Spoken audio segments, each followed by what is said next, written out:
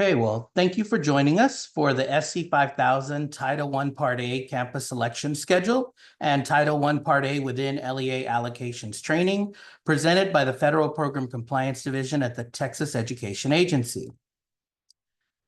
This presentation is intended solely to provide general information and guidance to Texas LEAs, ESCs, nonprofit subgrantees, and participating private schools receiving equitable services. The content in this presentation reflects the Texas Education Agency's current understanding of statute and applicable federal guidance. The content of this presentation is subject to change as a result of future guidance and/or other updates provided by federal agencies with regulatory oversight of these programs. This presentation does not constitute legal advice, and entities are therefore advised to seek legal counsel regarding the information and guidance provided in this presentation before acting upon the information provided. To ensure that there is enough time to cover all the content provided in the training, written responses will be provided to the questions that have been placed in the Q&A, and the questions and responses will be web published within 1 week after the training. Please let us know you're here by completing the Federal Program Compliance Presentation Check-in form. Vivian has dropped the link in the chat as well. You can access the form by taking a snapshot of the QR code that is on the screen.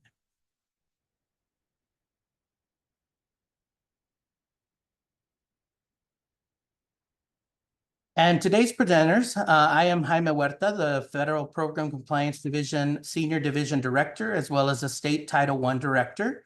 My colleague Vivian Smurl will be doing the second part of today's training. We will start off with the first part of the training today, being the SC5000 schedule, and then Vivian will cover the within LEA allocations part of the training. We can be reached at the email address, telephone number, or division email address that's listed on the slide, should you have any additional questions or follow-up that you may need.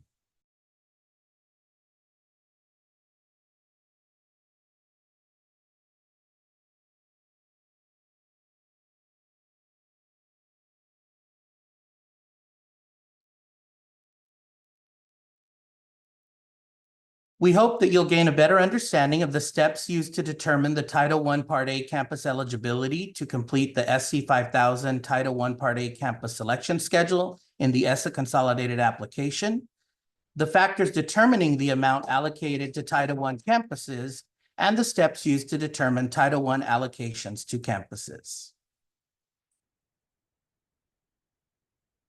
The Title I Part A requirements referenced in this presentation are based on the most current reauthorization of the Elementary and Secondary Education Act of 1965, which is now known as the Every Student Succeeds Act. The intent and purpose of the Title I Part A program is to provide all children significant opportunity to receive a fair, equitable, and high-quality education and to close educational achievement gaps.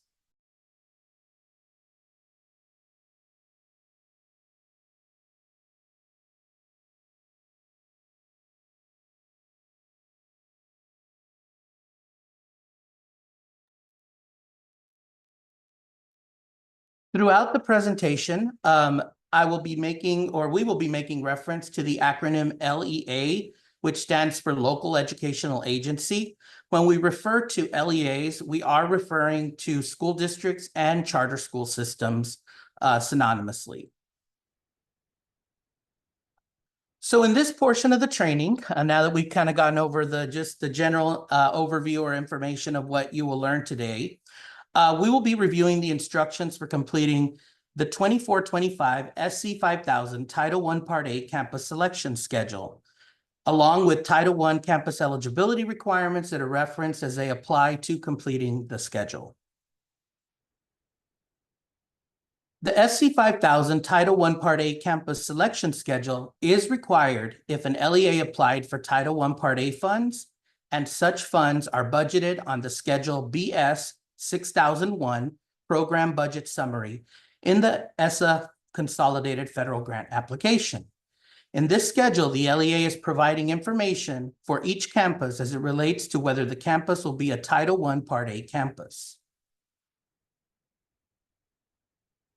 The SC5000 can be accessed in the e-grant system from the table of contents of the ESSA Consolidated Federal Grant Application.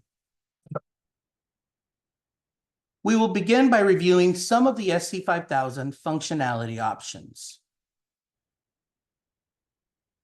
At the top right-hand corner of the schedule, there is a button labeled Instructions. Clicking on the button will download a PDF version of detailed instructions on how to complete the SC5000. Here are screenshots of the first 2 pages of the instructions document. This can be a helpful resource when completing the SC5000. At the top of the schedule, you can also locate and click on the View Print Report feature.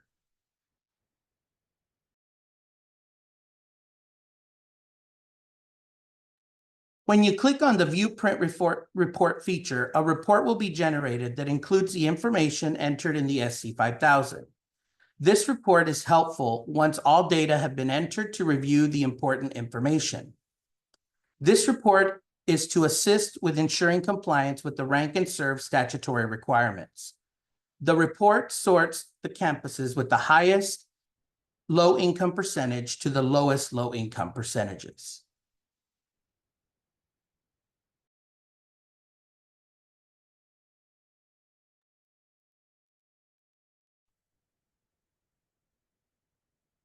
On the bottom of the screen is a back button to navigate back to the table of contents. The printable version button allows you to open a printable version of the SC5000 as it appears on the screen. This is different from the View Print Report previously shown. The Save button allows you to save the report as you enter the information on the report. Additionally, there is a drop-down menu at the bottom right-hand corner that allows you to navigate through the different schedules that are applicable to the LEA. We will first take a look at the general information found in the schedule header. The LEA information is pre-populated with no input required. The LEA information on this slide, which is Section A of the SC5000, includes LEA-specific data.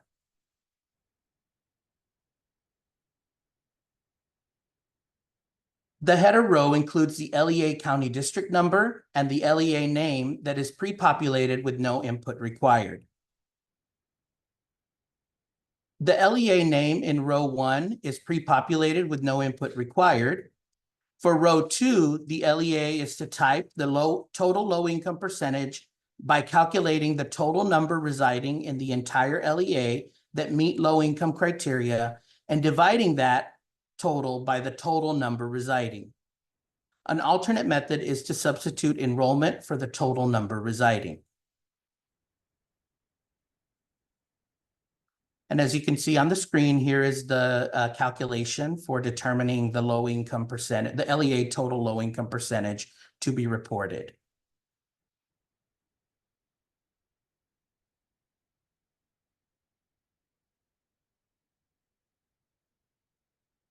Let's now take a look at the requirements for determining poverty counts to be reported on the SC5000 for the LEA and for campuses. The requirements that will follow related to poverty measures can be found in Section 1113 of the ESSA statute. It is important to note that an LEA with an enrollment of fewer than 1,000 students are exempt in statute from having to use the poverty measures to determine which of its schools receive Title I funds. Such an LEA may use other criteria such as academic performance or the grade span of its schools to determine which of its schools receive Title I funds, or it may choose to allocate Title I funds to all of its schools. Similarly, if an LEA consists of only one school, the LEA does not have to follow the requirements of Section 1113 that pertain to determining which of its schools receive Title I funds and the amount of their allocations, because it's only one school that will receive the amount that the LEAs have available to allocate to public schools.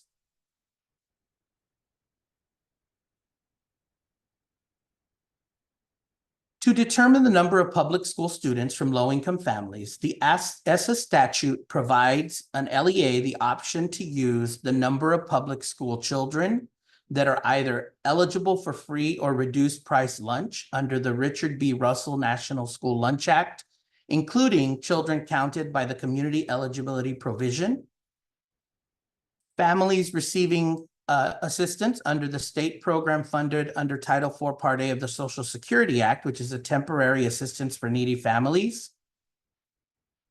eligible to receive medical assistance under the Medicaid program, or ages 5 to 17 in poverty as counted in the most recent LEA level census poverty data provided and approved by the U.S. Department of Ed. Because census data are generally not available at the school level, if an LEA uses this measure solely of ages 5 to 17 in poverty, it would most likely be a part of a composite with one or more of the above measures.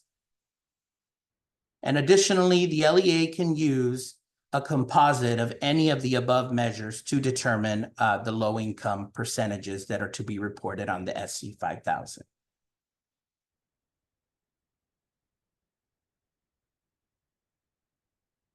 It is important for an LEA to use the same measure of poverty to identify eligible school attendance areas and schools, rank areas and schools, and determine the allocation for each area and school.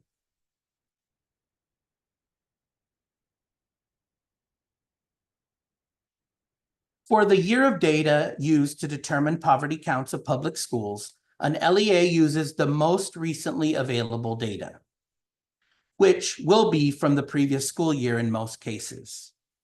For example, with respect to Title I school allocations for the 24-25 school year, an LEA that uses free and reduced price lunch data will generally use the data collected during the 23-24 school year.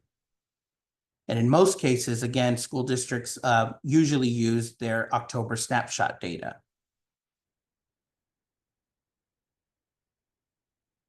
Now that we have looked at determining the poverty measure to be used to allocate funds to Title I Part A eligible campuses, I want to reference a section, a piece of the law in Section 1112 of the ESSA statute that includes requirements related to LEA plans. Each LEA is required to develop a Title I Part A LEA program plan, which we may know as the District Improvement Plan. The Title I Part A LEA program plan requirements can be included in the state-required District Improvement Plan. The LEA program plan includes the following requirements: timely and meaningful consultation of stakeholders, coordination, activities that address student academic achievement as it relates to meeting the challenging state academic standards, periodic review and revisions, and 13 statutory required descriptions. One of the 13 statutorily required descriptions is related to the process the LEA will use to determine their poverty counts.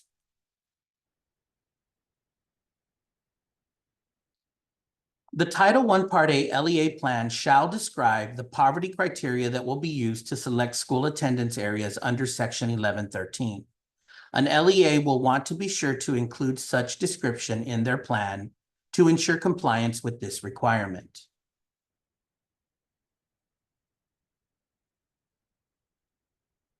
Row 3 of Section A of the SC5000 is the LEA total enrollment, which is pre-populated with no input required.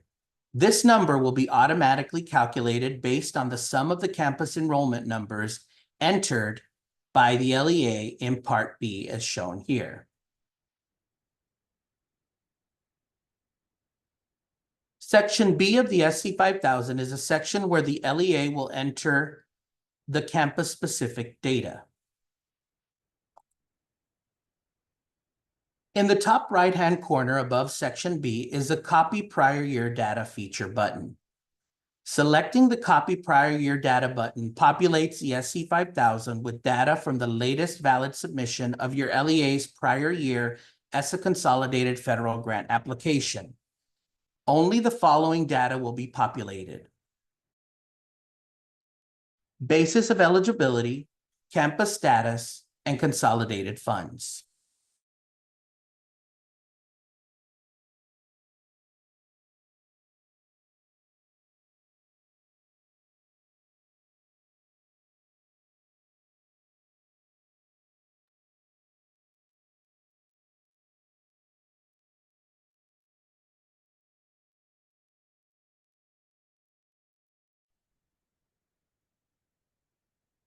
Please be cautious about using the following when using the copy prior year data feature. Copying prior year data will overwrite any data that you have manually entered in Section B. If you choose to copy prior year data, select the button before you manually enter any data. Prior year data may only be copied into Section B on the original submission of the application.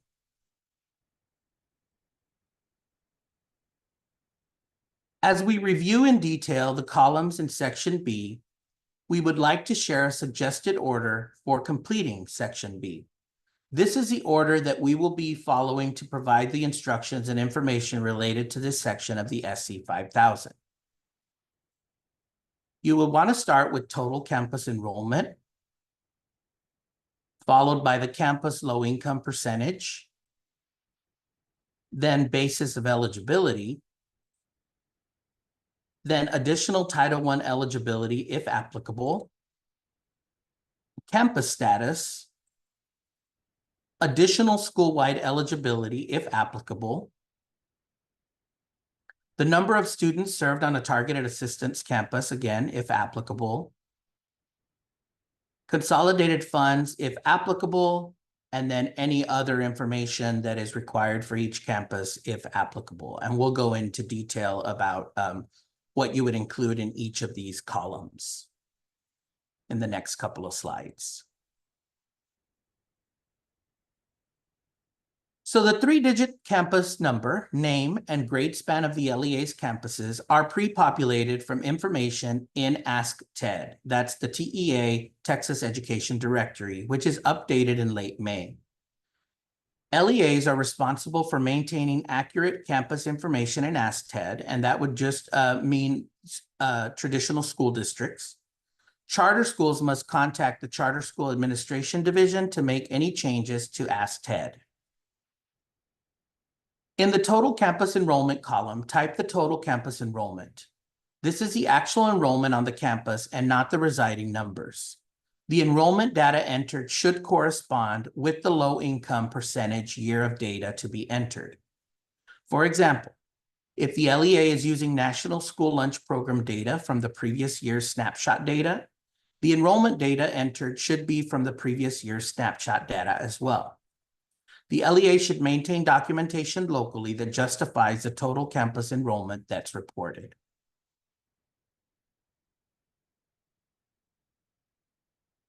Please note that an enrollment of 0 is acceptable only under the following situations.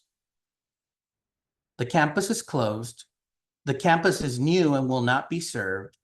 The campus is an alternative campus. And by alternative campus, it means that students are temporarily attending classes at the alternative campus and permanent records and primary services are provided and kept at the student's home campus. Additionally, student accountability is tied to the home campus where the student is enrolled. And if the alternative campus reports student enrollment data in the Public Education Information Management System, otherwise known as PEIMS, then it must report the enrollment for the campus on the SC5000.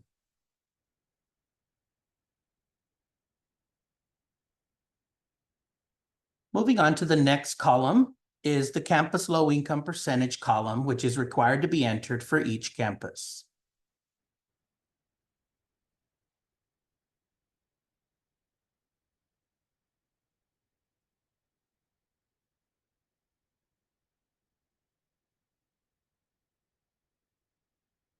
If you selected residing in the basis of eligibility column, you calculate the percentage using the residing numbers. If you selected enrollment in the basis of eligibility column, then you calculate this percentage using the enrollment number. To calculate the campus low-income percentage, divide the number of low-income students by the figure entered in the total campus enrollment field and enter that result in this column. For each campus selected, or for each campus, you will select the basis of eligibility from the drop-down list to reflect how the eligibility determination was made.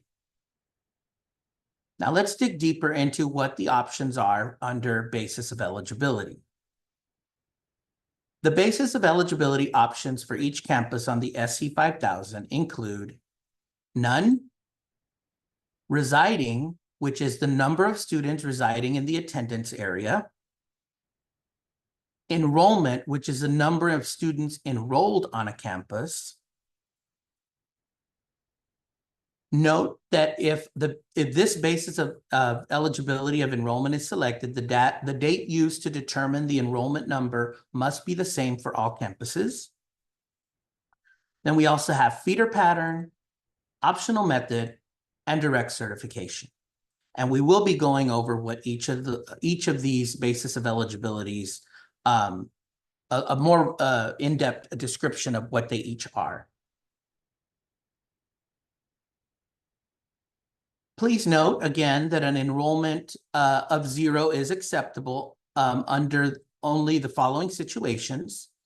The campus is closed, right? So if you select 0 for an enrollment, then under basis of eligibility, you would be able to select none. And this is for closed campuses, new campuses that have not begun serving students, and alternative campuses.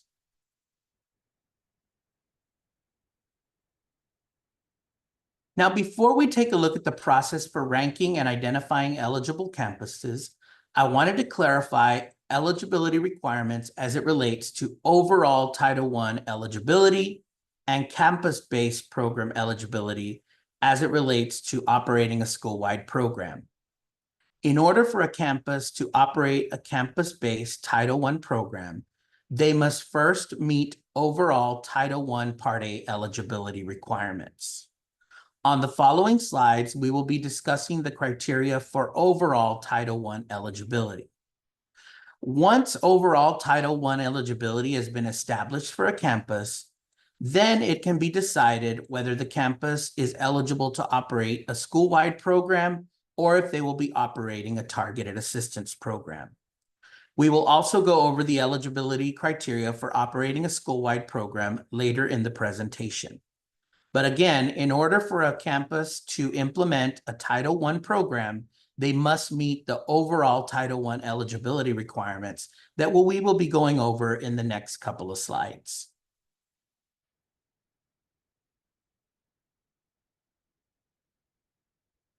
So ESSA statute requires that an LEA with at least 1,000 enrolled students to rank all of its schools attendance areas according to their percentage of public school students residing in the attendance area from low-income families. ESSA statute also permits an LEA to rank its schools according to the percentage of public school students from low-income families that are enrolled in the schools. We will now take a look at 4 steps for ranking and identifying eligible campuses. First of all, we'll want to rank campuses in order of poverty without regard to the grade span they serve. Then we'll look at identification of eligible campuses as per the 75% rule. Then we'll take a look at the option for certain high schools with a poverty percent between 50 to 75% poverty. And then we'll look at other options for serving remaining campuses.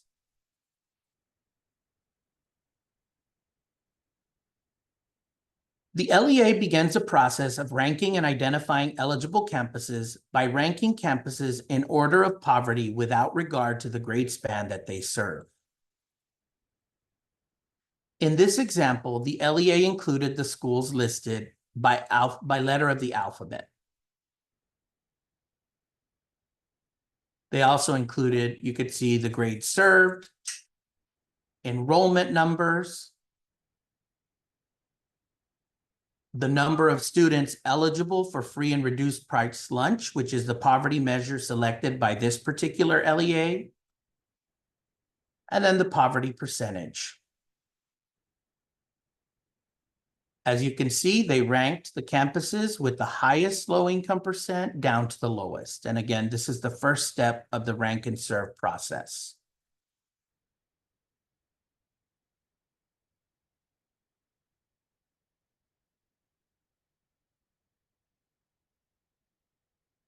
After an LEA has ranked all of its schools by percentage of poverty, the statute requires the LEA to first allocate in rank order of poverty Title I funds to its schools above 75% poverty, including any middle schools or high schools.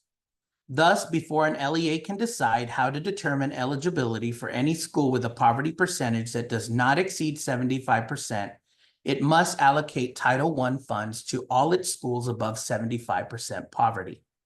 Again, that's really important. The reason you rank the schools from highest low income to lowest is to determine which schools are above 75% poverty, because again, those are the first that are required to be allocated Title I funds. So let's take a look at an example. In this example, the LEA would identify the campus or campuses above 75% poverty. And in this example, there's only one. So since public school A is the only campus above 75% poverty, it is the first campus that is to be allocated Title I Part A funds.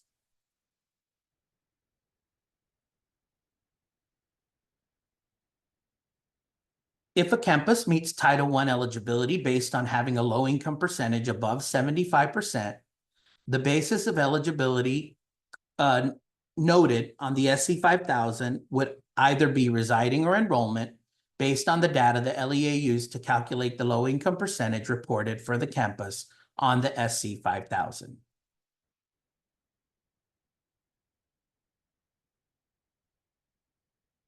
So after an LEA, again, has ranked all of its schools by percentage of poverty and identified schools with a poverty percent above 75%, if funds remain, an LEA may choose to serve high schools with a poverty percentage between 50 and 75% in rank order of poverty. The implementation of this option occurs before serving any other grade span. So again, this is optional, but an LEA could then prioritize their high schools that have a low income percent between 50 and 75% as a next group of campuses that would be allocated Title I funds.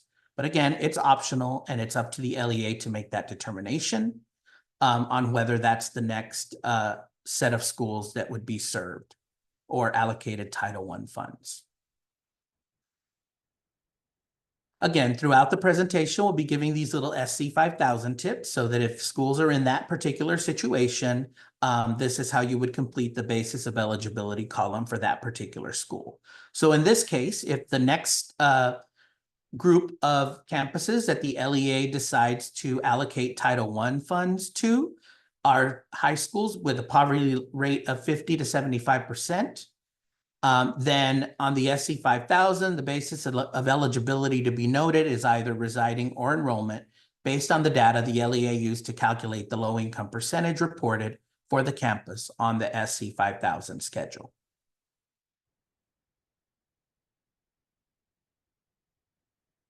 So again, now we're down to kind of step D. After an LEA has ranked all its schools by percentage of poverty, identified schools with a poverty percent above 75%, and has determined if high schools above 50% poverty will be served. If funds remain, the LEA has several options for serving the remaining campuses. So the remaining options include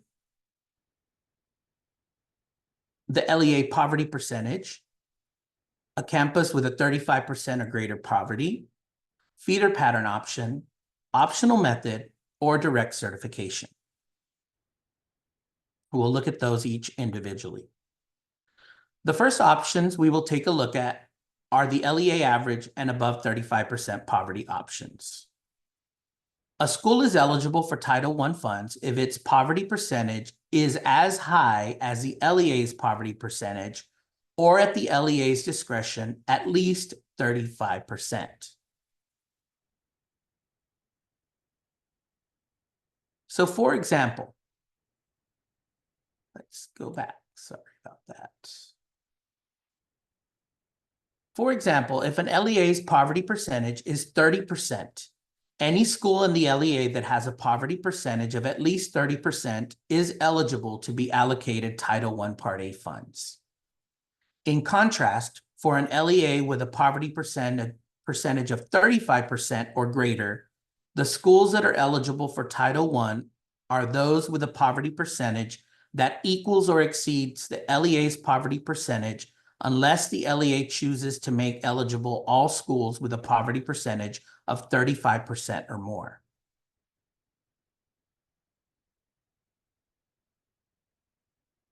It's important to note that meeting the eligibility criteria does not guarantee that a school will receive Title I funds from its LEA.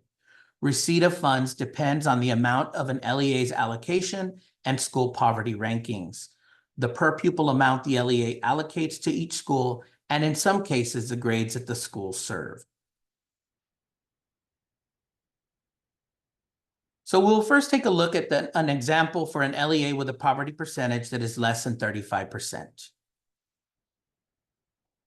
If an LEA's poverty percent is 20%, any school in the LEA that has a poverty percent of at least 20% is eligible to receive Title I funds to operate a campus-based program. Now let's look at an example for an LEA with a poverty percent of 35% or greater. If an LEA has a poverty percent of 55%, the campuses that are eligible for Title I are those with a poverty percent that equals or exceeds the 55%, unless the LEA chooses to make eligible all schools with a poverty percentage of 35% or more. In this case, since the LEA's poverty percentage is 35% or greater, which is 55%, they can serve campuses all the way down to 35% if they choose to do so. As we will discuss later when we take a look at allocating funds to eligible schools, again, as I mentioned in the previous slide, meeting the eligibility criteria does not guarantee that a school will receive Title I funds from its LEA.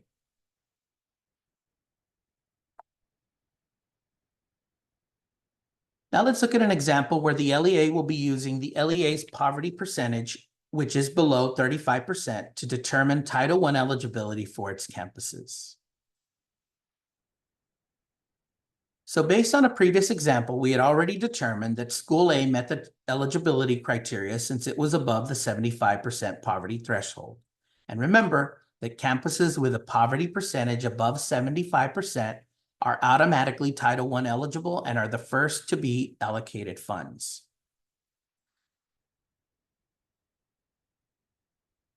Based on the data in this table, the LEA's poverty percentage is 34%. Thus, schools G, C, D, O, B, F, I, E, and H are eligible because their poverty percentage is as high as the LEA's poverty percentage.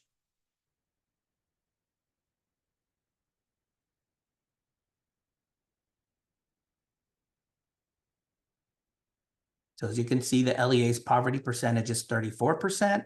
So all the campuses that are ranked down to 34, which is the last one is at 34.3%, all those campuses are eligible to receive Title I funds allocated to implement a campus-based program.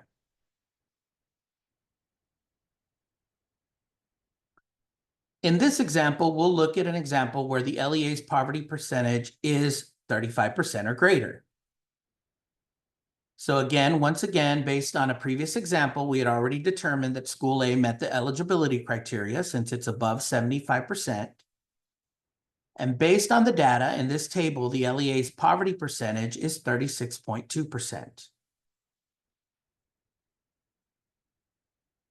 Schools G, C, D, O, B, F, and Q are eligible because their poverty percentage is greater than or equal to the LEA poverty percentage of 36.2%. Since an LEA can make campuses Title I eligible down to at least 35%, if they choose to do so, in this example, the LEA can make campuses I and E eligible since the poverty percentage for each campus is at least 35%.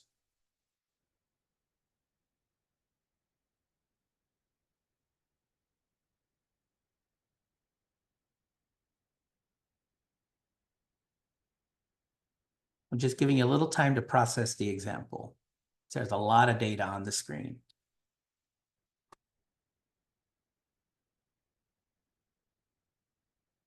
So let's take a look at the SC5000 and how would you complete it if you had a campus that meets Title I eligibility based on one of the two options that we just previously looked at, and is to be a Title I served campus.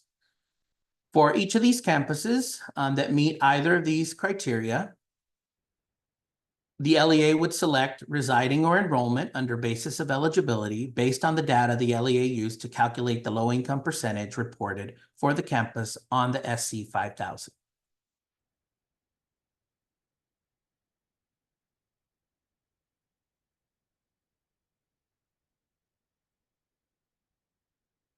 So let's go ahead and take a look at an example of the SC5000 for a campus that has a low-income percentage that is 35% or greater and less than the LEA's low-income percent. On this SC5000, Edgar ISD reported that their low-income percentage is 39.54%. For Edgar Elementary, they reported a low-income percentage of 36.24%.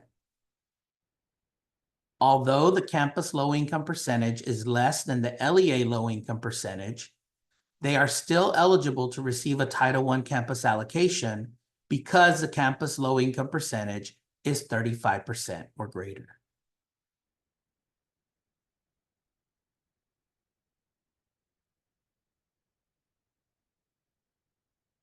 Now let's take a look at an example of the SC5000 for a campus that has a low-income percent that is less than 35%, but greater than the LEA's low-income percentage.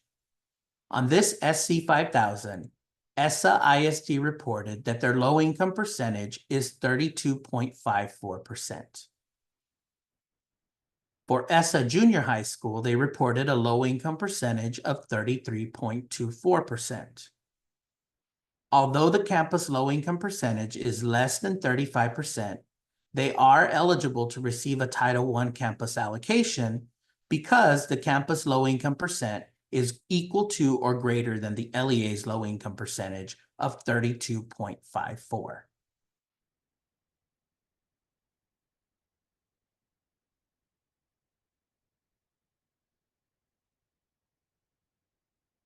So now let's take a look at another option for serving remaining campuses that have not met eligibility requirements. We're going to take a look at the feeder pattern option. This option can be used to establish a middle or high school's campus Title I-A or school-wide eligibility by projection, based on the number of low-income students in the elementary school attendance areas that feed into that campus. The LEA must maintain the following documentation for any campus whose eligibility is established via the feeder pattern. You must keep documentation that shows your low-income numbers and enrollment from those campuses that comprise the feeder pattern for the campus in question. Now, before an LEA may use feeder patterns to determine the poverty percentage of secondary schools, the LEA must conduct outreach to its secondary schools to inform them of the option, and a majority of its secondary schools must approve the use of feeder patterns. A secondary school would be defined as a middle school, junior high school, and a high school. Please note that if there are multiple schools feeding into a campus, the LEA would need to take into consideration the number of low-income students for all the campuses feeding into the campus in question when determining the feeder pattern low-income percentage. And again, this option is only for determining eligibility for secondary schools. It does not work at the elementary school level. So let's take a look at a SC5000 tip for a campus using the feeder pattern option to establish Title I eligibility. If a campus meets Title I eligibility based on the option referenced here, and it is to be a Title I served campus that has allocated funds to implement a Title I campus-based program, the basis of eligibility on the SC5000 selected would be feeder pattern. The LEA would then report the projected low-income percentage for the campus based on the feeder pattern, and the LEA would maintain locally for documentation purposes the list of feeder campuses, low-income numbers, and enrollment from those campuses that comprise a feeder pattern for the campus in question.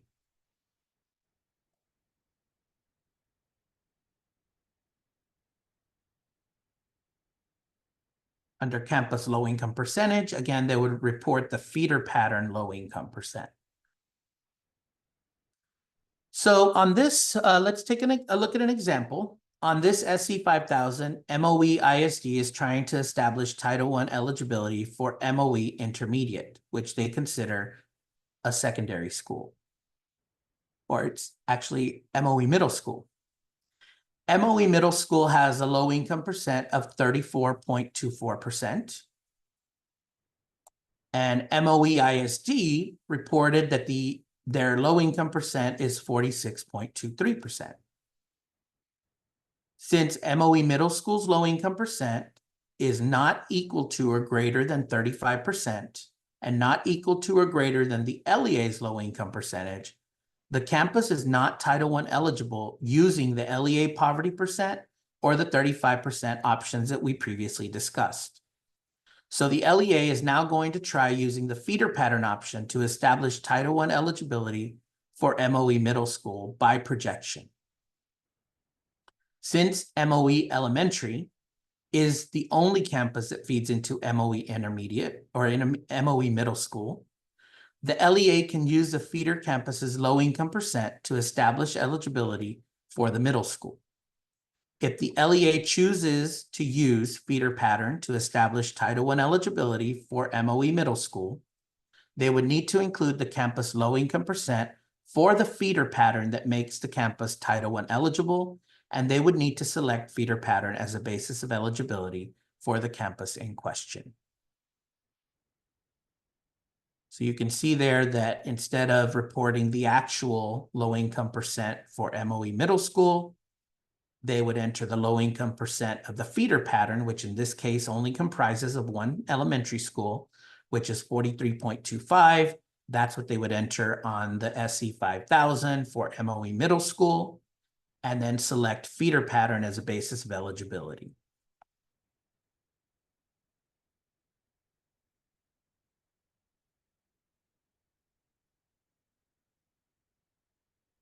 So now we're going to move on to a different way of establishing Title I eligibility or option for campuses that are remaining that have not met Title I eligibility requirements. And we're going to be talking a little bit about the optional method. For a campus that is unable to establish Title I eligibility using the number of students residing in its attendance area, the optional method may be selected if the percentage of enrolled low-income students is equal to or greater than the low-income percentage of a participating campus. So again, this is for an LEA that is using residing numbers. And instead, for one campus, they would like to use enrollment numbers. Then they would select optional method because they would be using enrollment numbers versus residing to make a campus eligible. We do not see a lot of this happening because most LEAs use enrollment as their basis of eligibility for their campuses. If a campus meets Title I eligibility based on the option referenced here, and it is to be served, the basis of eligibility noted on the SC5000 would be optional method.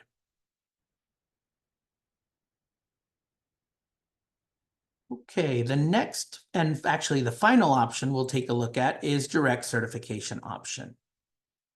Now this option may be used if an LEA is using community eligibility provision or Department of Agriculture reported numbers and percentages identified, or numbers and percentages. Identified students are eligible through the Richard B. Russell National School Lunch Act. Now it is important to note that this option is selected only when an LEA is solely using direct certification data as a measure of poverty. Keep in mind that the number of students directly certified is a subset of the total number of students eligible for free and reduced price meals.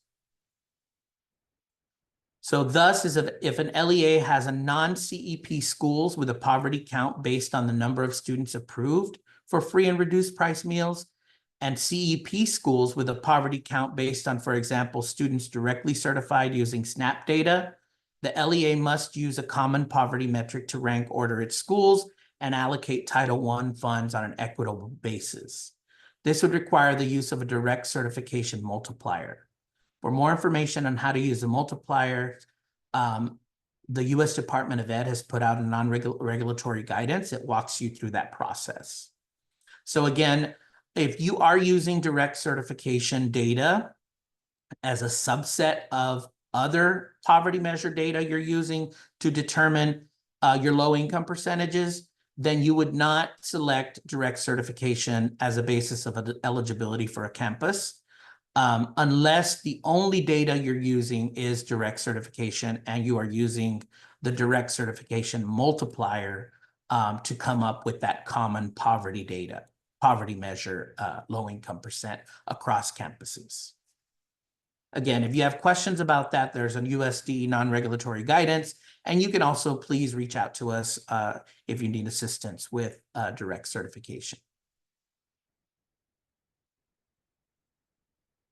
So again, on the SC5000, if you're solely using direct certification data and not any other data to determine your low income counts, then you would select direct certification under the basis of eligibility for that particular campus or campuses.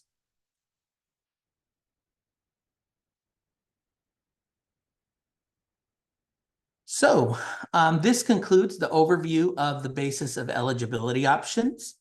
And we are now going to take a 10-minute break. So we will be back at, it's 9:49. Let's be back at 10 o'clock. Thank you.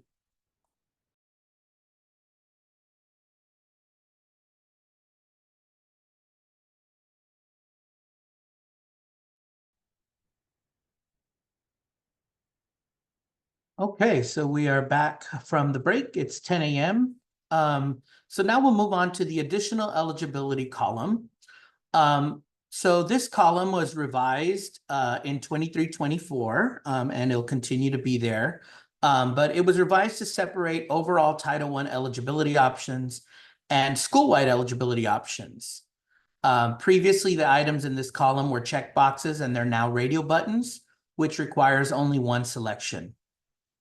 Now, this column will only be enabled if the campus low income percentage entered for the campus is less than 35%, and the campus has a status of school-wide or targeted assistance.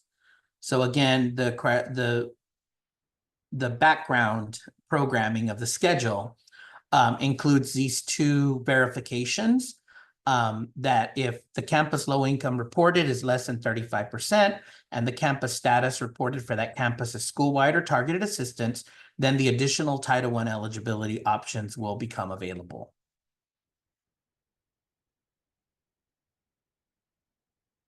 So the options available that we're going to go into a little detailed into in a little bit are 1-year transition, grade span grouping, EdFlex individual programmatic waiver, and none. So let's start off with the 1-year transition. So after an LEA has served all of its schools with a poverty percent rate above 75%, if funds remain, the LEA may serve lower ranked eligible schools as per several other options. So we covered some of the options that are available under basis of eligibility. Now we're transitioning to a separate column, because if none of those options work, then these are the next options that can be tried to establish Title I eligibility for a campus. So these are the options that are referenced under the additional Title I eligibility column, and we will take a look at each one individually. So the 1-year transition option allows a campus that was Title I served in the previous year, but is no longer Title I eligible to be eligible for a Title I campus allocation in the next year. This option may only be used in the year directly following Title I eligibility, and this provision applies to a newly ineligible school and not to an eligible school that has fallen in the poverty ranking compared to the previous year's ranking and does not receive a Title I allocation from its LEA because the LEA allocates its Title I funds to other eligible schools with higher poverty percentages. So again, the campus in the prior year had to be a Title I served school. That means a campus that met Title I eligibility requirements and were provided with a campus allocation to implement a campus-based program. So if a campus meets Title I eligibility based on the one-year transition option, on the SC5000, the acceptable selections under basis of eligibility are either residing or enrollment. And then in the additional Title I eligibility column, you would select one-year transition. So let's take a look at an example of an SC5000. So on this SC5000 for the 23-24 school year, Edgar ISD reported that their low-income percentage is 30.54%. Now for Edgar Intermediate, they reported a low-income percent of 34.24. Although the campus low-income percentage is less than 35%, they are still eligible to receive a Title I allocation because the campus low-income percent is greater than or equal to the LEA's low-income percent of 30.54%. If you notice that none was selected in the additional Title I eligibility column, oops, sorry, moved ahead quickly.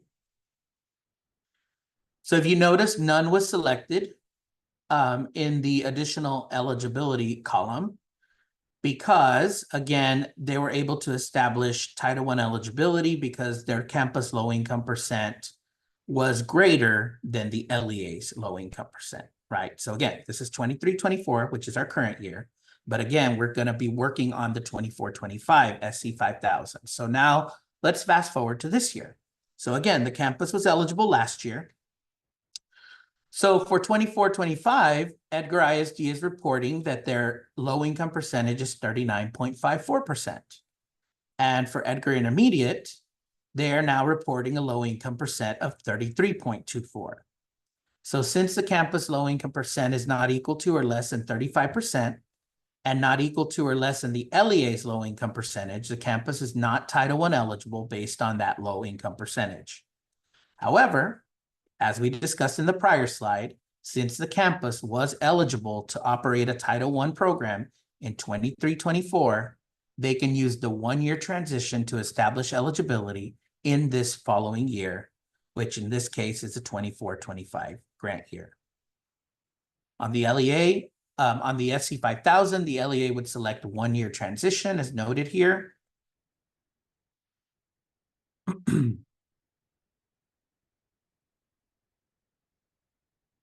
And now one of the important things to note is they can only use this option for 24-25.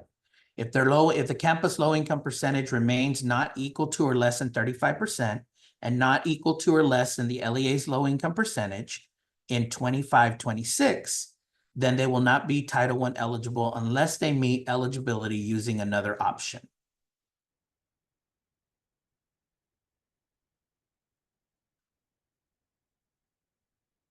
Now let's take a look at the grade span grouping option. So in addition to the district-wide ranking method we looked at earlier, an LEA may determine eligibility within grade spans and choose which grade spans to serve. In doing so, the LEA may use its district-wide percentage of poverty or the percentage of poverty data of the relevant grade spans. If a grade span poverty percentage is 35% or greater, the LEA may also identify as eligible any school with a poverty percentage of at least 35%. When using the grade span grouping method, if there is only one school in a grade span, that school is eligible for Title I funds, regardless of its poverty percentage, provided that any school above 75% poverty has received a Title I allocation. And that's really important because all these options that we're now discussing are after campuses with a low-income percent above 75% poverty have been allocated funds. We'll now take a look at an example or a couple of examples where an LEA is using the grade span grouping option.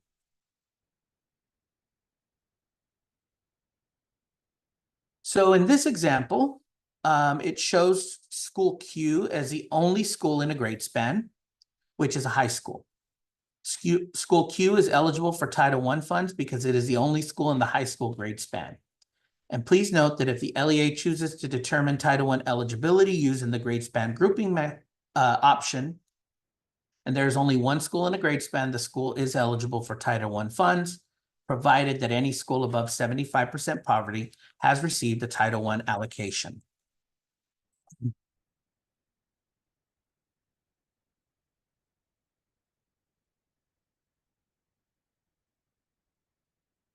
Now let's look at an example where the LEA grouped all the elementary schools together in one grade span. So the poverty percentage for the elementary school grade span, as shown here, is 32.8%. Schools G, C, D, B, F, I, E, and H are eligible because their poverty percentage is at least as high as the grade span's poverty percentage of 32.8%. The other schools are ineligible. Again, this is if the LEA is using grade span grouping because their poverty percentage is lower than the grade span poverty percentage.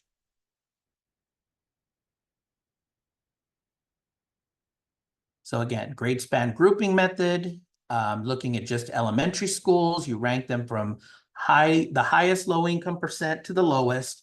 You calculate the grade span low income percent. Based on that low income percent, regardless of the 35% rule and all those other rules, if you're using grade span grouping, you're able to serve all these elementary schools down to the grade span's low income percent, which is 32.8%.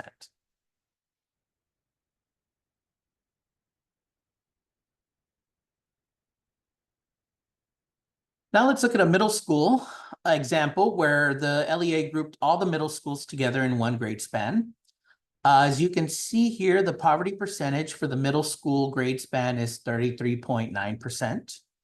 So based on that, if the LEA is using the grade span grouping method, then school O is eligible because its poverty percentage exceeds the grade span's poverty percent, 33.9.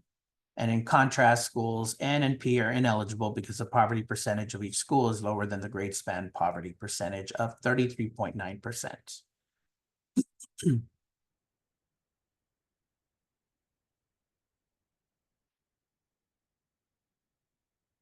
So if an LEA is using the grade span grouping option or method, this is how they would complete their SC5000 for that campus or campuses. They would select either residing or enrollment under basis of eligibility. And then in the additional Title I eligibility column, the LEA would report the low income percentage for the campus. And they would select grade span grouping method.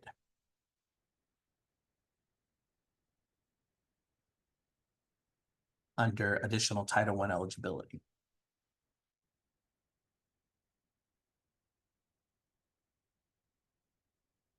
So now we get to EdFlex individual programmatic waiver. This option can be used to establish Title I eligibility for a campus that does not meet the low income criteria to be Title I campus at all. Now, please note that utilizing this option involves multiple steps. There is additional action required by the LEA for selecting this option, and the LEA would need to apply for and receive an EdFlex individual programmatic waiver in order to qualify as a Title I campus. This is a separate waiver process that involves review by the state's EdFlex committee and ultimately approval by the TEA Commissioner of Education. Now, TEA may only consider an LEA's request to waive the Title I campus eligibility requirements if the low income percentage for the campus in question is within 10 percentage points of the lowest served campus that does meet the statutory eligibility requirements. So not every campus would be eligible for consideration of approval of this waiver. It would only be a campus that is within 10 percentage points of the lowest served campus that does meet the statutory eligibility requirement. So again, This is after you've ranked all the campuses and you can't find a way to make a campus eligible, and you are determined to serve that campus or allocate Title I funds to that campus, then this would be your next option. So just wanted to mention again, I previously said that this is an extensive process, so I kind of wanted to go over the different steps for the waiver application process. Please note that it needs to be started as early as possible, since there are several steps before the waiver application be considered for approval. So the process includes completing the waiver application, soliciting public comment, determining evaluation criteria based on evaluation requirements, site-based decision-making committee review and approval, campus principal approval, superintendent approval, board of trustees approval, submission to TEA, the TEA's EdFlex committee review, and then ultimately TEA Commissioner of Education review and approval.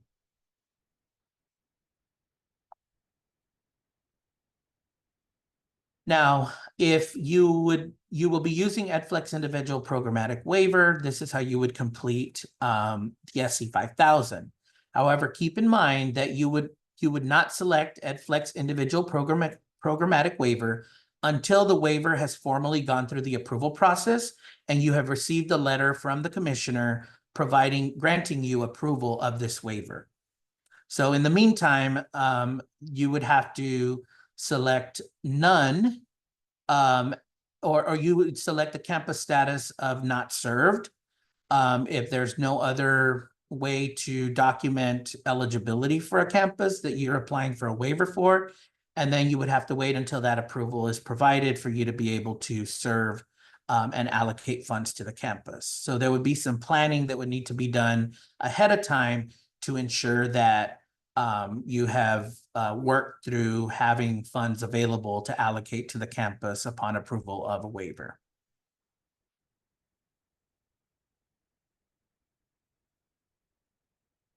So here's an example of the EdFlex waiver on the SC5000. So on this SC5000, MOE ISD is trying to establish Title I eligibility for MOE High School. They have a low income percent of 34.24, and the school district reported that their low income percent is 46.23. Since the high school's low income percentage is not equal to or greater than 35%, and not equal to or greater than the LEA's low income percentage, the campus is not Title I eligible using the LEA poverty percent of 35% option. So the LEA is now going to try to use the EdFlex individual programmatic waiver option to establish such eligibility for MOE High School. Now, in this case, the LEA did go through the process previously referenced, and at the time that the LEA is notified that the waiver was approved, the LEA has selected EdFlex individual programmatic waiver under the additional Title I eligibility column.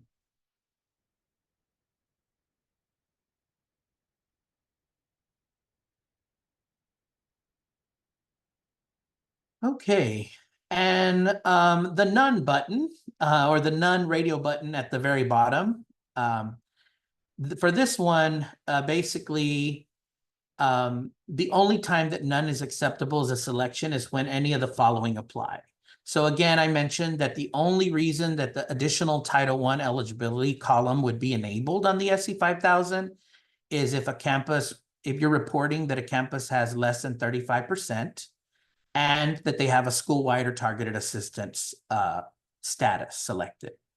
So in the three cases here described here, if the LEA is exempt from the rank and serve requirements because the LEA has less than 1,000 students, you can select none if this column becomes available, or the LEA is exempt because the LEA only operates one campus, or the campus low income percentage is greater than or equal to the LEA's low income percentage. So if there's an LEA with a low income percentage of 30% and the campus is at 32, that's obviously below 35%. So the additional Title I eligibility column is going to become available. So in that case, if the campus low income percentage is greater than the LEA's, greater than or equal than the LEAs, and it's less than 35, then none can be selected under this column.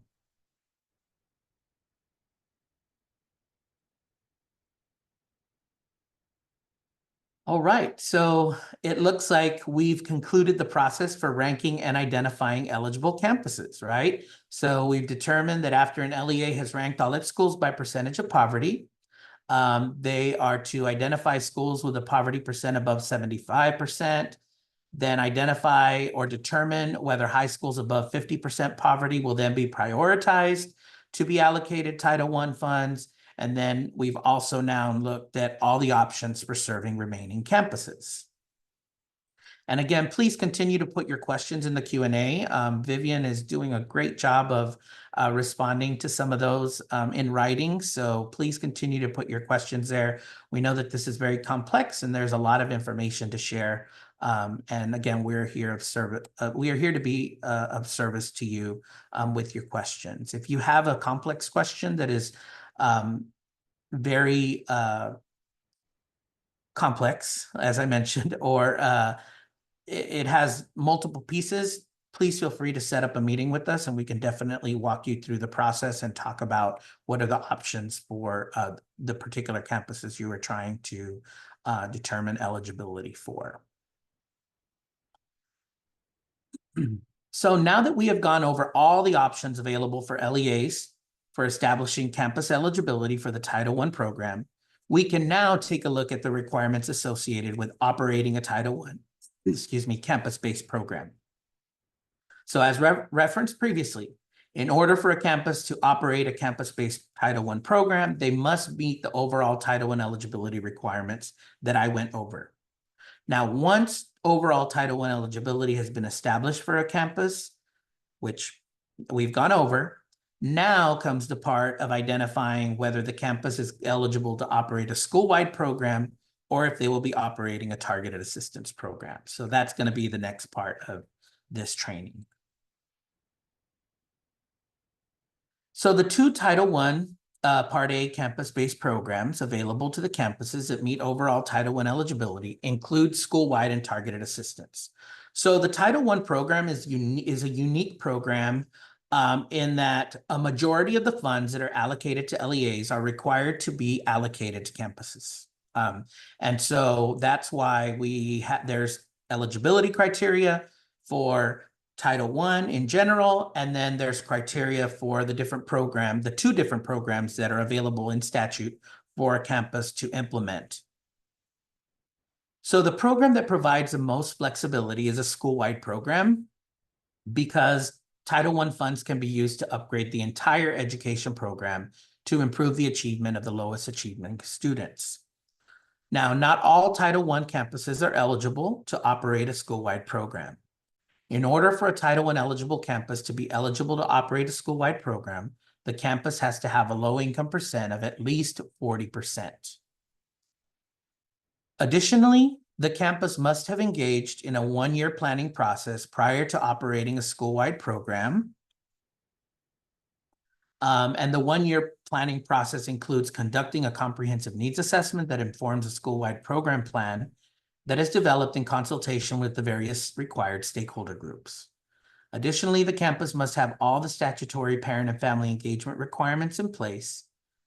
Now, an LEA can determine in consultation with the school that less time is needed to develop and implement the school-wide program. And if the LEA makes that determination, the LEA should document the reasons for taking less than 1 year for that planning process. So if a campus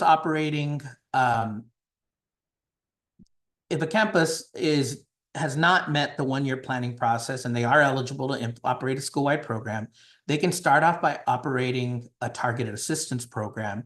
And then when they're ready to transition, once they've met the 1 year planning requirement, in the following year, they can transition to a school-wide program.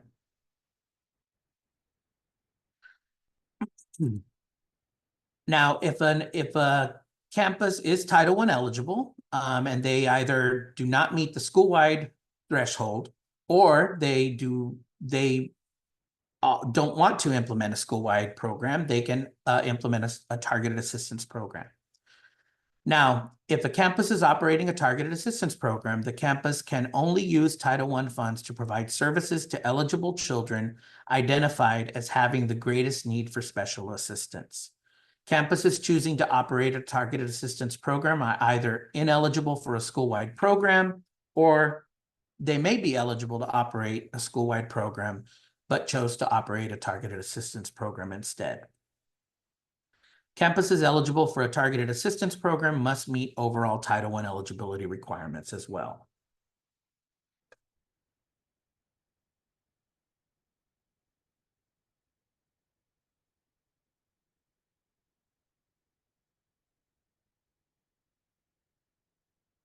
So in the law, there are a lot of kind of safety nets or options for campuses that say don't meet certain requirements. The statute provides additional options for assisting with helping establish certain criteria or certain requirements. So as with overall Title I eligibility, where we have multiple options for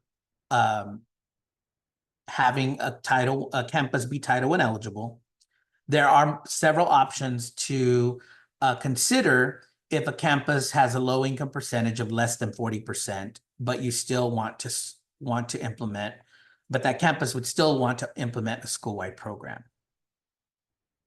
So these are the options. There's a school-wide previous year option. So if a campus is Title I eligible but does not meet the 40% threshold, the first thing to check is if the campus has ever been eligible to operate a school-wide program. If they have, then they could use a school-wide previous year option. A campus can use a school-wide previous year option for as long as they maintain overall Title I eligibility.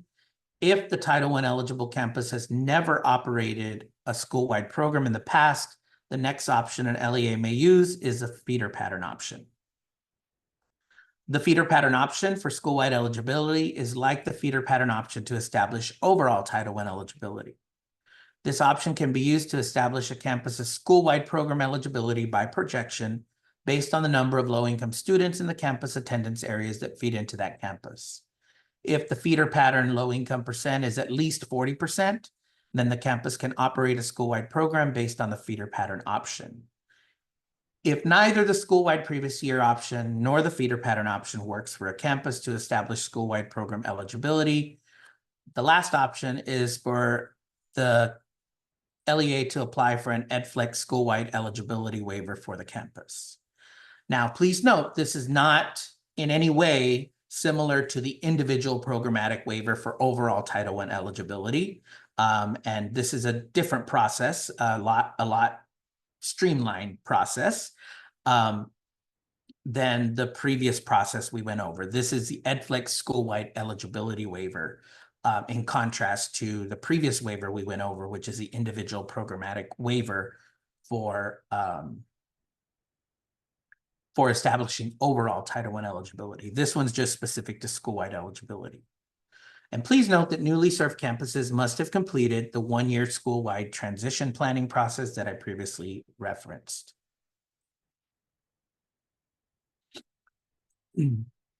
So again, on the SC5000, if an LEA is using feeder pattern under basis of eligibility, they would select feeder pattern again, even though this is for school-wide eligibility. And then they would include the feeder pattern low income percent under campus low income percent and maintain locally the documentation of the campus's actual low income percent data. So let's take a look at an example here for feeder pattern. On this SC5000, ESSA ISD is trying to establish school-wide program eligibility for ESSA Middle School. ESSA Middle School has a low income percent of 36%. Since their low income percent is greater than 35, the campus is Title I eligible. So the LEA is now going to try using the feeder pattern option to establish school-wide eligibility for ESSA Middle School by projection. Since ESSA Elementary School is the only campus that feeds into ESSA Middle School in this example, and that campus meets school-wide program eligibility, the LEA can use the feeder pattern campus's low income percent of 45 to establish school-wide program eligibility for ESSA Middle School. If the LEA chooses to use feeder pattern to establish school-wide program eligibility for ESSA Middle School, they would need to include the campus low income percentage for the feeder pattern that makes the campus school-wide program eligible, and they would need to select feeder pattern as a basis of eligibility for the campus in question. So it's the same thing applies, it's pretty much the same instructions when using feeder pattern to meet overall eligibility. But again, if the campus is already eligible, but not school-wide program eligible, so they're Title I eligible, but not school-wide program eligible, as in this example, again, you could use feeder pattern as a basis of eligibility to make this campus school-wide eligible by including the feeder pattern percentage in the low income percent column.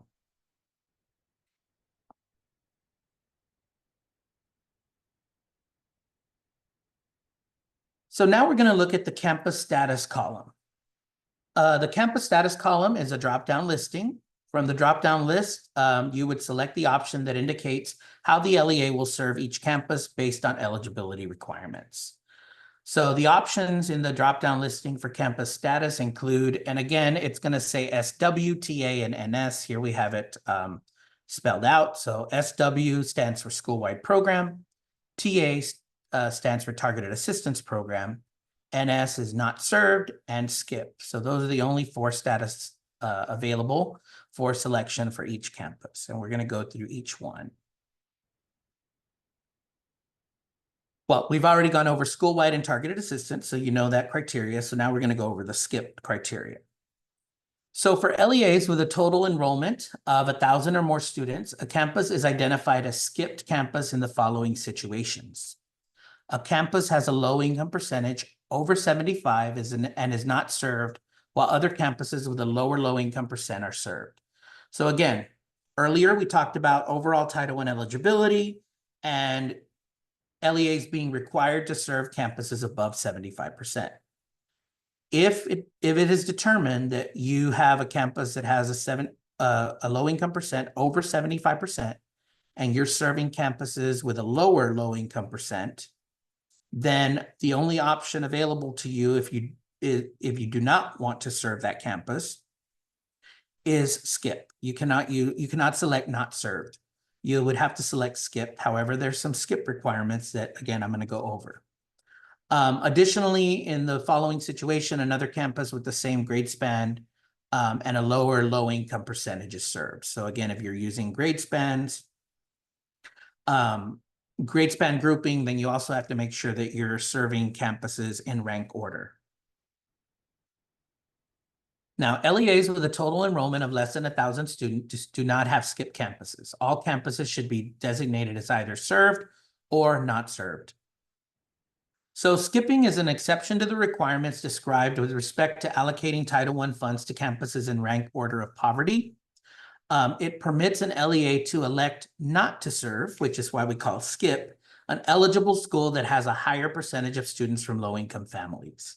Now, this is where that SC5000 report comes in handy, because if you run that SC5000 report after you've entered all your data, it'll automatically sort your campuses from highest to lowest, and you can take a glance and look at that and ensure that you don't have campuses in between, that you don't have campuses that have an SW or TA, and then an NS, and then an SW and TA, or SW or TA, and then an NS, which is not served in between, because that could be that there is some kind of issue with your rank and serve. And instead of not served, it possibly might need to be a skipped campus.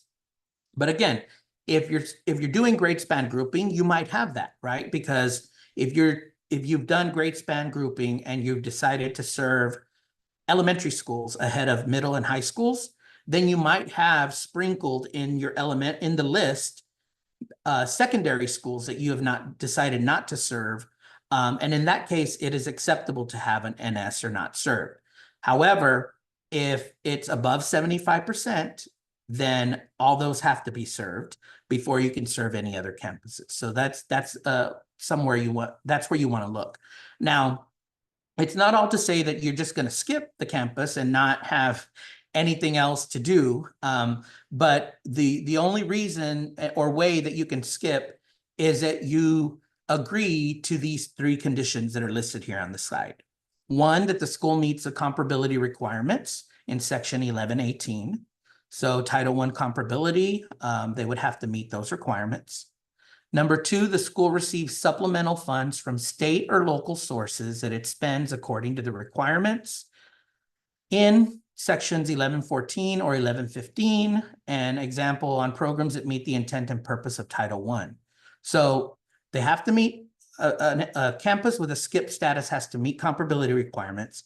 And you also have to assure that they are receiving supplemental funds from state or local sources, right? Not federal, so not any other federal programs, state or local sources that are spent according to the requirements of Title I Part A. So those funds have to be supporting a campus the way Title I funds would be supporting the campus. So it'd be a Title I-like program. In state funds, we have, for example, state compensatory education funds. So if the campus is receiving supplemental funds, and those are state funds that meet the intent and purpose of Title I, that would be acceptable. But then you have to move on to number three. The amount of the supplemental funds that the school is spending from other sources would have to equal or exceed the amount it would have received under Title I. So you want to have your documentation of what the campus would have been allocated in Title I funds, and you have to show evidence, which is through your general ledger and your budget system, that you are providing funds from other sources that equal or exceed the amount that that campus would have received under Title I. So again, this is the only way that you can select skip if you assure that these three requirements are being met for that campus. If you cannot assure that all three of these requirements are being met, then the campus has to be either school-wide or targeted assistance. And again, this is only for campuses that have that are being served outside of the rank and serve system.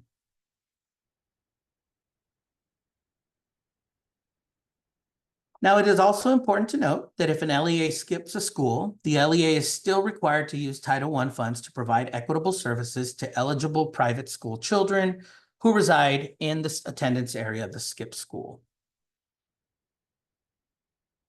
And an LEA must determine which school attendance areas would have received Title I funds absent any skipping and or not serving and the per pupil allocations. The LEA must then determine the amount of funds that would have been allocated for PMP school students residing in the eligible school attendance areas. So there's also some private school equitable services considerations when skipping.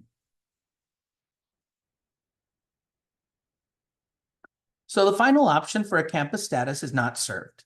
This designation for any campus, or this designation is for any campus that the LEA has elected not to serve as a Title I campus and does not meet the criteria for a skip campus. Note that closed campuses may still display on the SC5000 several years after their removal is requested from ASTED, and the LEA should designate any closed campus as NS or not served.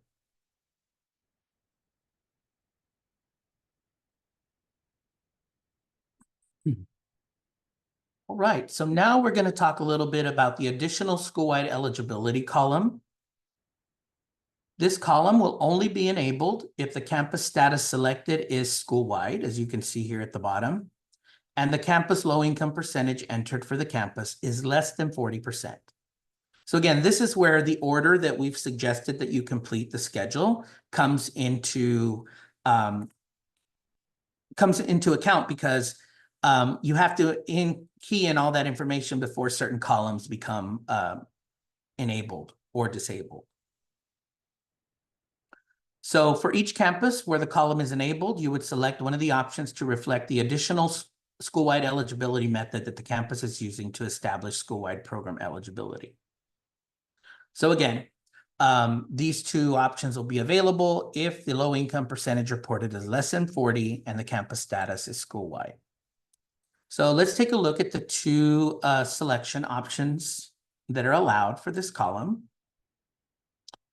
So let's begin with option one, school-wide previous year. So as per the screenshot of the SC5000 for ESSA ISD, In 22-23, ESSA Elementary was eligible to operate a school-wide program since they met overall Title I eligibility and school-wide eligibility with a low-income percent that was at least 40%. So it had 41.02. So now let's fast forward to 24-25. ESSA Elementary's low-income percent dropped to 36.23%. Since their low-income percentage is greater than 35%, they are Title I eligible. And since they were eligible to operate a school-wide program in a previous year, they can continue to operate a school-wide program for as long as they maintain overall Title I eligibility. The LEA would select school-wide previous year to indicate that the campus is using the school-wide previous year option to establish school-wide program eligibility. This campus used the school-wide previous year option, as you could see in 23-24 as well, to establish school-wide eligibility. However, in this example, we provided an example of the option being used 2 years later, because the example in the previous slide I showed was for 22-23, to show or demonstrate that for as long as a campus remains eligible for Title I to be allocated funds, they can continue to use the school-wide previous year option to establish school-wide program eligibility.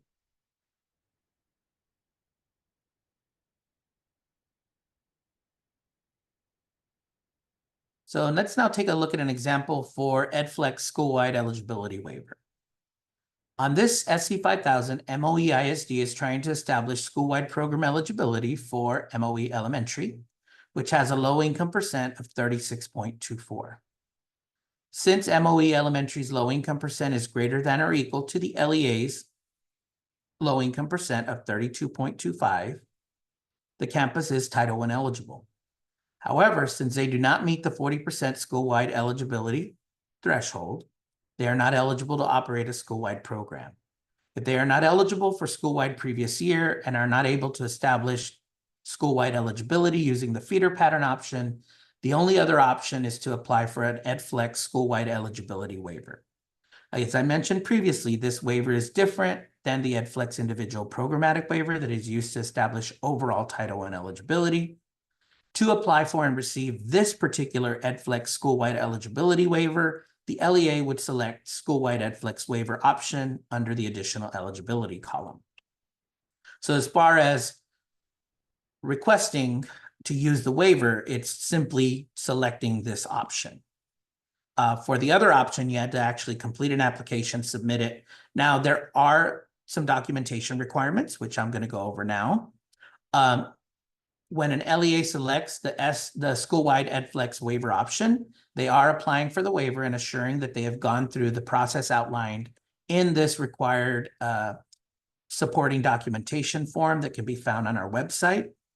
The form should be maintained locally and available upon request from TEA and/or an auditor.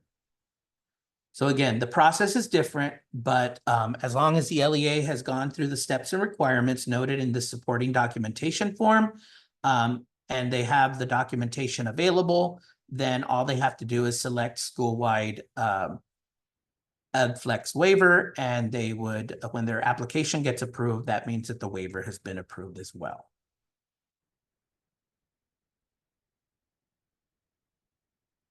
So the next column we will look at is the number of students served on a targeted assistance campus. So this column is only to be completed for campuses the LEA chooses to serve as targeted assistance campuses. If the campus is implementing a targeted assistance program, then you're going to be required to enter the number of students who meet the multiple educationally related objective criteria that the LEA and campus have established to determine which students at the campus are most in need of services under Title I Part A.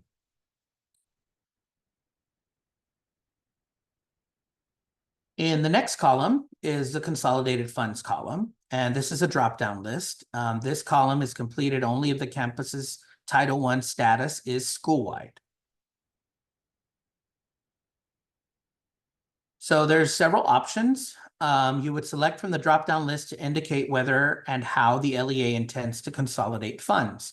Consolidation of funds is acceptable only, again, on school-wide program campuses. The drop-down list options include Title I Part A only federal funds only, or federal, state, and local. For specific information and definitions for each of the options, please see the SC 5000 schedule instructions and the SC 5000 guidance handbook that has definitions for determining whether funds on a school-wide campus are consolidated. The other column allows you to type text. This column is for the LEA to explain any other special circumstances that may apply to a campus, if applicable. For example, if you selected school-wide program previous year in the additional eligibility column, you must list the year and percentage the campus established school-wide eligibility in the other column.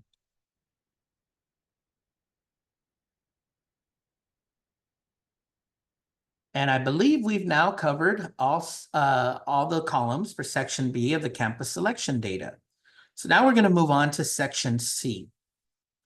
Now, in Section C, there are various campus assurances that are going to be enabled based on what is selected on the SC 5000 in Section B. So again, it's important to complete Section B before you move on to Section C. So we have added 2 additional assurances to this section that we will be describing in further detail in the subsequent slides.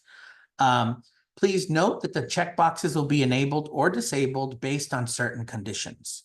By selecting the assurance checkbox, the LEA is assuring that they have complied with the federal requirements for the designation for each campus being served or skipped. So we're going to look at these one at a time. So the school-wide campus's assurance checkbox will be enabled if SW is selected under the campus status column for at least one campus. So that's school-wide. The assurance that once you click on that checkbox, you're assuring that by selecting the school-wide program assurance for one or more campuses, the LEA is assuring that the campus planned for up to a year to be school-wide, and the elements of a school-wide program are included in their school-wide and/or campus improvement plan. For the targeted assistance campus assurance, it will be enabled if TA or targeted assistance is selected under the campus status column for at least one campus. And the assurance is by selecting targeted assistance for one or more campuses, the LEA is assuring each of the following: that the LEA includes a district improvement plan, multiple educationally related objective criteria to identify students in greatest needs, and the campus may have supplemental criteria in their campus improvement plan, and that the LEA can only serve students identified as being in greatest need and not all students in a grade. The third assurance is the skip campus assurance. This will be enabled if skip is selected under the campus status column for at least one campus. And again, we went over the 3 criteria that an LEA must follow in order to be able to select skip. So the assurance is that by selecting skip for one or more campuses, the LEA is assuring all of the following: that each skip campus meets the comparability of services requirement, each skip campus receives supplemental funds from other state or local sources that are expended according to the requirements of a Title I campus-based program. The funds expended from such or other sources equal or exceeded the amount that would have be provided to the campus under Title 1A. One of the new assurances that we have added is a school-wide EdFlex waiver assurance. This will be enabled if school-wide EdFlex waiver is selected under the additional school-wide eligibility column for at least one campus. And by selecting the checkbox, the LEA is assuring that a supporting documentation form is readily available upon request from TEA and/or an auditor for the campuses which the LEA is applying for a school-wide eligibility EdFlex waiver.